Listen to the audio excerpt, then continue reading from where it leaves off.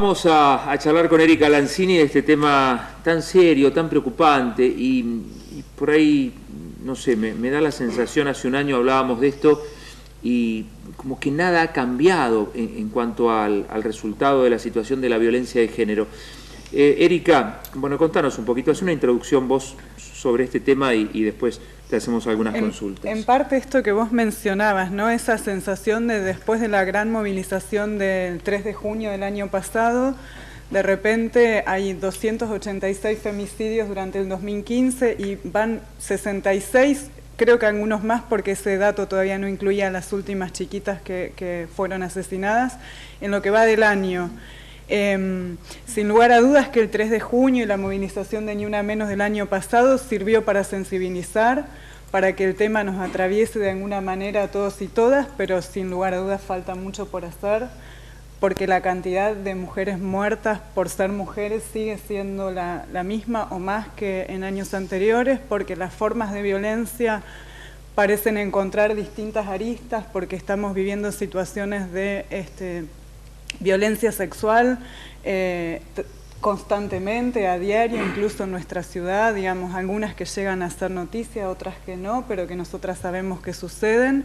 Y la verdad es que la única explicación para ese tipo de violencia es que somos mujeres. Es difícil de comprender esta idea, ¿no? De, bueno, en realidad nos matan porque somos mujeres, pero es tan simple como es esa linealidad entre mujer igual asesinada igual femicidio.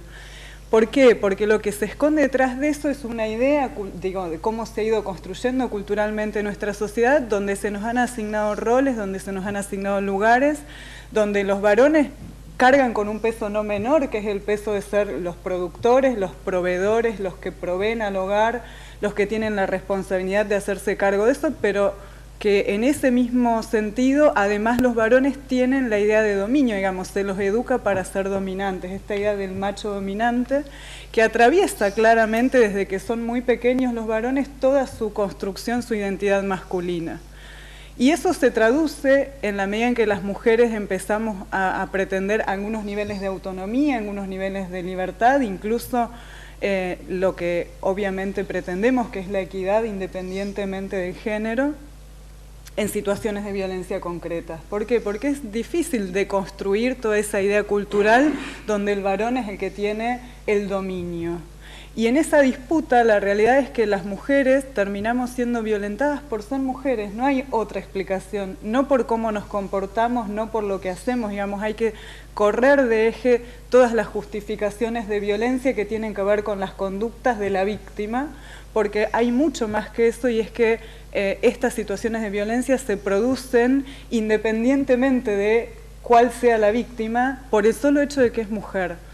Es complejo de comprender, pero lo vemos en situaciones diarias, desde que nuestros pequeños y nuestras pequeñas van al jardín de infantes o desde que nacen ya hay una vidriera en la juguetería con determinados juguetes para varones y para nenas, y los juguetes para nenas tienen que ver con la tarea doméstica, con cuidar a los bebés, sí, las muñecas, las tacitas, la cocina, hay la una ollita. Identificación, claro. Y además con un perfil estético, digamos, con una idea de belleza que se esconde detrás de eso, que también nos genera mucha violencia, digo, desde lo individual en términos de salud, pero además con respecto a lo social, si no entramos en esos parámetros. Y la vidriera de los nenes de las jugueterías tienen actividades vinculadas a la social, al espacio público, deportes, camiones, autos, superhéroes, armas, etcétera, etcétera. Entonces ya desde muy pequeño se va generando ese perfil identitario diferente que de alguna manera construye subjetividades, construye identidades que generan situaciones de violencia. Y ahí es donde hay que trabajar muchísimo. Y para eso es necesario un Estado muy presente en todo sentido, en un sentido amplio, digo, desde programas educativos como verdaderamente el cumplimiento de la Ley de Educación Sexual Integral, que es una de nuestras demandas, que fue demanda el año pasado, que sigue siendo demanda, que desde que está la ley se ha avanzado, pero muy escasamente o con tiempos muy laxos. Pero no solo eso, también un Estado muy presente controlando que no se produzcan situaciones que puedan generar violencia desde lo simbólico, que no se profundicen, y un Estado asistiendo y garantizando una protección integral para las mujeres. Por eso el lema de este año es "Ni una menos, vivas nos queremos, el Estado es responsable". Bien, ahora y más allá de eso, advierten también, Erika, bueno, en el foro que imagino, bueno, debaten, analizan que esto va más al núcleo, digo, porque teniendo en cuenta, ¿no? Miraba ayer un informe de Clarín que hablaba de la cantidad de denuncias que se habían hecho y que en el 90% de los casos eran parejas o exparejas, o sea, primero hay un vínculo de amor entre esas personas, ¿no? Y después es como que se llega a esto. No sé, digo, el núcleo es ir a... En general hay mucha inicia. violencia entre varones violencia de género, de varones hacia mujeres, vinculada a esta idea de amor romántico. Y también ahí hay una cuestión de muy fuerte cultural, digo, desde los cuentos infantiles, donde se nos presenta como las princesas débiles que tenemos que ser rescatadas por un príncipe azul, que es valiente y que es poderoso, en adelante se construye una idea de amor romántico en los vínculos que indudablemente afecta en cómo vamos construyendo los vínculos de pareja. Sin lugar a dudas ahí hay mucho para trabajar, pero sin embargo hay muchísimos de los femicidios que se producen donde en realidad las víctimas son víctimas por ser mujeres. Sí. Las situaciones de acoso callejero, digo, desde que te griten cuando pasás por la calle hasta los casos de abuso, de violación, que en nuestra ciudad se están dando, digamos, que esta es la realidad, se están dando permanentemente. Digo, en el último mes tenemos información de por lo menos 4 situaciones. Acá en Tandil. Acá en Tandil de violencia sexual en la vía pública. Y la verdad es que ahí no existe vínculo previo. Entonces, es cierto que es más probable. ¿Por qué? Porque cuando la mujer decide, digo, cuando la pareja no funciona, todos los que hemos atravesado situaciones de pareja sabemos que hay momentos mejores o peores en esa relación. En muchas situaciones, cuando la pareja no está funcionando como se espera, como el ideal supone que debiera funcionar, se generan situaciones de violencia. Hay muchas compañeras víctimas de violencia que cuando empiezan a pensar la posibilidad de separarse, de terminar con ese vínculo, porque el vínculo está agotado, empiezan a sufrir violencia de diferente tipo, y una vez separadas incluso hay acoso permanente, Seguro. Persecución, hasta violencia física por sus exparejas. Bien, quiero saber cuánto han ayudado este tipo de iniciativas, de grupos, ¿no? y de todo lo que se ha acercado hoy por hoy a las mujeres, teniendo en cuenta, creo que en otra entrevista que también estuviste acá, dijiste que este círculo vicioso, ¿no? Entre que la mujer comienza con la violencia, denuncia, vuelve al hogar, dura más o menos 10 años, ¿no? Diste un promedio... Se estima eso, ¿no? Que la posibilidad de salir del ciclo de violencia tarda más o menos 10 años, porque en el medio la mujer tiene que afrontar un proceso de autofortalecimiento, digamos, reconstrucción de su propia identidad. Pensemos que una mujer en situación de violencia empieza a tener muy cuestionada su propia identidad, su propia subjetividad, se siente menos, se siente desvalorizada, siente que no va a encontrar trabajo, que no va a poder salir de su casa, que no va a poder criar sola a sus críos, digamos. Me parece que hay mucho de eso que la mujer tiene que trabajar, pero también hay mucho de lo que sucede en el medio, que es denuncias que se mueren porque no hay una respuesta institucional desde el área de la justicia, situaciones donde después no tienen forma de acceder a un patrocinio jurídico, y entonces si no podés pagar un patrocinio jurídico y el Estado no te lo garantiza, te quedás a mitad de camino. No podés llegar a una cuota de alimentos porque no tenés un letrado que te haga el trámite. Sí. Digo, hay un montón de situaciones que hacen que se dilate esa posibilidad de cortar con ese vínculo violento. Seguro. Y la cuestión socioeconómica también tiene mucho peso.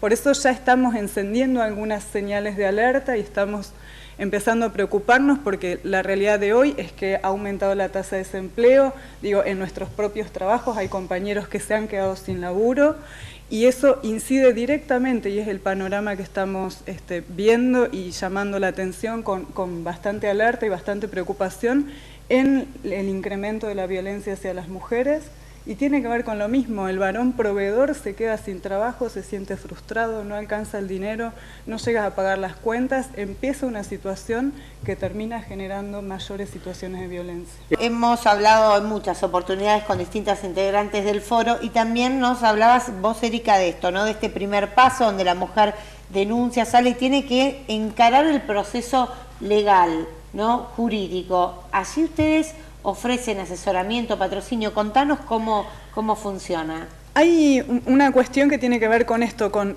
lo que nosotras decimos la calecita judicial en la que ingresan las mujeres una vez que logran decidir salir de una situación violenta, que puede iniciarse en la comisaría, puede iniciarse en la fiscalía, o si hay una situación de violencia puede iniciarse directamente en otro tipo de institución como el hospital de salud, etcétera. O a través incluso del área de la mujer en desarrollo social del municipio, en el caso de Tandil, donde pueden presentarse para requerir acompañamiento. Supongamos que se inicia con una denuncia, sea en comisaría como en fiscalía. Después empieza todo el proceso judicial, claro, que tenés que volver a ratificar la denuncia, que tenés que ir a hacer la presentación cuando se inicia la causa. Y en algunas situaciones eso requiere un letrado, digamos, un profesional o una profesional que acompañe ese trabajo. El año pasado se aprobó la Ley Nacional de Patrocinio Jurídico Gratuito y una de nuestras demandas desde Ni Una Menos es que se implemente, que se reglamente y que efectivamente las mujeres tengamos ese espacio.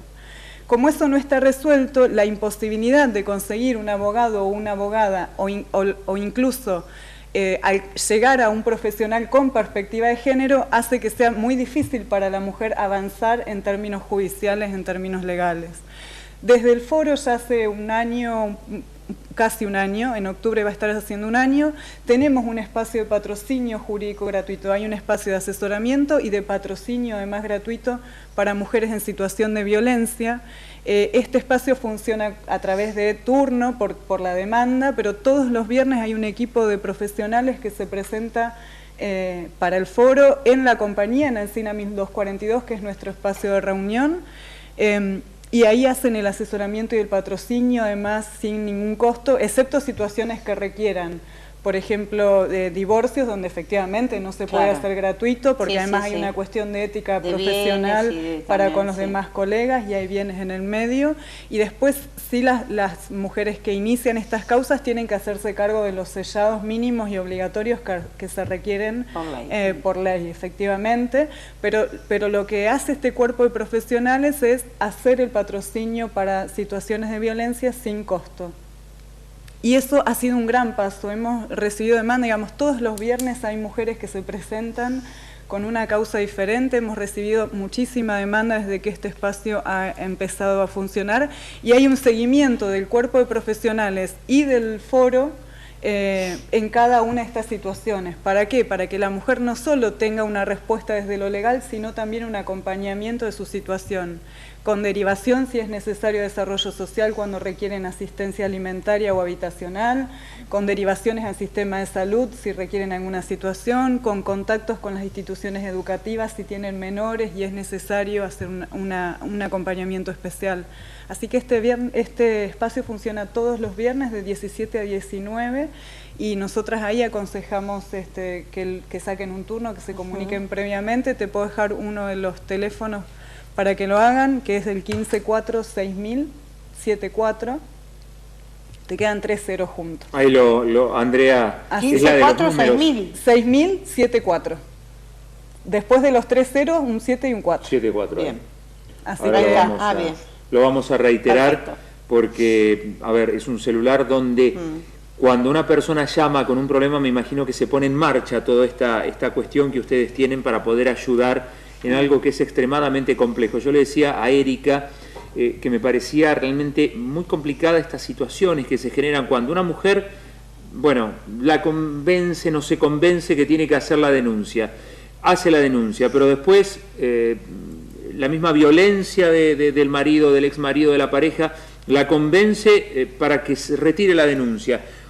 esto ocurre y en definitiva después la justicia se queda sin herramientas porque la denuncia no está. Entonces es todo muy complejo y la persona sigue padeciendo el problema. Si efectivamente funcionara el plan de asistencia, sanción y erradicación de la violencia, que es una de nuestras demandas, no sería necesario que la cuestión quedara centrada en si hay o no hay denuncia, porque si se piensa... Es así. La verdad es que estamos trabajando para que no sea así, porque de hecho hay mujeres que no quieren denunciar, hay mujeres que no denuncian porque vienen escapándose, porque no quieren que sepan cuál es su domicilio, porque todavía sienten, y este es un proceso que hay que trabajarlo, sienten que no están fortalecidas para denunciar a su expareja. Sienten culpa, ¿no? También. Funciona muchísimo la culpa, digamos, nosotras trabajamos mucho para erradicar eso, porque la propia víctima termina sintiéndose culpable. Claro. Sí, culpable o merecedora en algunos casos. Digo, algo habrás hecho o algo habrán hecho que forma parte de nuestra historia, que se aplica a otras situaciones, también sucede con las mujeres, y de hecho hay círculos cercanos a las víctimas que en principio empiezan a decir, bueno, pero vos qué hiciste y demás, y muchos medios, por suerte, lo hablábamos en el corte con Andrea, por suerte los medios de comunicación están acompañando cada vez más con esta perspectiva de género que es la que reclamamos. Pero hay todo un proceso de asistencia integral que no debería recaer en la denuncia. ¿Por qué no avanzan las denuncias? Vos vas a hacer la denuncia. Si estás en una situación particular de violencia en ese momento, requerís que haya una médica legista que te atienda. Las comisarías de la mujer no tienen médica legista a las 24 horas. Por lo tanto, ya hay una primera derivación, o sea que lo que vos relataste cuando fuiste a hacer la denuncia lo tenés que volver a relatar en el centro de salud. Después tenés que volver a presentarte a ratificar la denuncia. Si tenés alguna medida de exclusión del hogar, restricción de acercamiento, tenés que ir a la fiscalía o el juzgado a volver a decir todo lo que te pasó. Digo, hay un proceso, esta calecita judicial, que la verdad es que a una mujer que está en situación de violencia, que es víctima de ese momento, la hace dudar respecto de cómo seguir. Erika, recordanos dónde y cuándo es esta marcha.